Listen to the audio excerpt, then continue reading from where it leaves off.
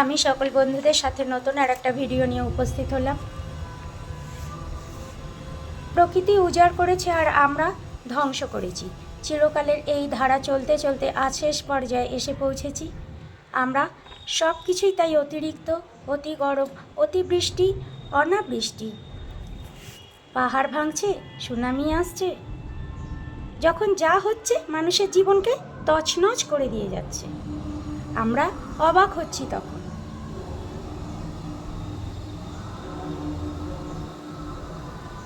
যেসব কেমন যেন উল্টো পাল্টা হয়ে যাচ্ছে, কিন্তু কেন এরকম পরিবর্তন আসছে সেটা আমরা একবারও ভেবে দেখি না। প্রকৃতির ভারসাম্য নষ্ট হলে এইভাবেই তো প্রকৃতি তার প্রতিশোধ নেয়। গাছপালা লাগানোর কথা আমরা সবাই ভুলেই গেছি। মুখেই বলি আমরা গাছ লাগাবো, গাছ লাগান, আদৌ কি আমরা গাছ লাগাই? না, কিন্তু বাস্তবে যত গাছ কাটা হচ্ছে সেই হিসেবে কিন্তু সংখ্যায় গাছ লাগানো হয় না। গাছপালা নেই, পাখিও দেখা যায় না এখন, জলাভূমি তো প্রায় ফুটি ফাটা শূন্য। এইসব ভাবলে আঁতকে উঠতে হয়।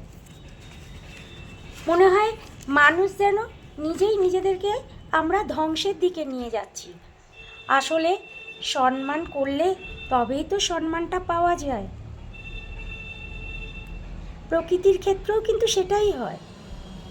প্রকৃতির ক্ষেত্রে একই জিনিস। প্রকৃতি যে আমাদের উজাড় করে এত কিছু দিল, আমাদেরকে বাঁচিয়ে রাখলো, আমরা সেই প্রকৃতিকেই অবহেলা করে চলেছি, অসম্মান করছি। তাই সেও কিন্তু প্রতিশোধ নিচ্ছে আমাদের ওপর। এখনও যেটুকু সময় হাতে আছে আমরা চেষ্টা করলেই কিন্তু প্রকৃতিকে আমরা রক্ষা করতে পারি অনায়াসে। কিন্তু তার জন্য চাই নিজেদের ইচ্ছাটা। প্রতিটি দিন থেকে প্রকৃতির জন্য, সুস্থভাবে বেঁচে থাকার জন্য যা ভীষণভাবে প্রয়োজন।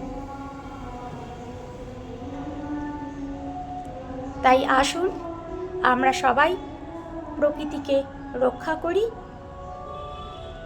আমাদের চেষ্টা মতো, আমাদের সাধ্য মতো। সকলকে জানাই নতুন আর একটা দিনের শুভেচ্ছা। আসুন আমরা সকলে ভালো থাকি, সকলে সুস্থ থাকি। আমি কতটা ঠিক বা কতটা ভুল বললাম নিশ্চয়ই আমাকে কমেন্ট বক্সে জানাবেন।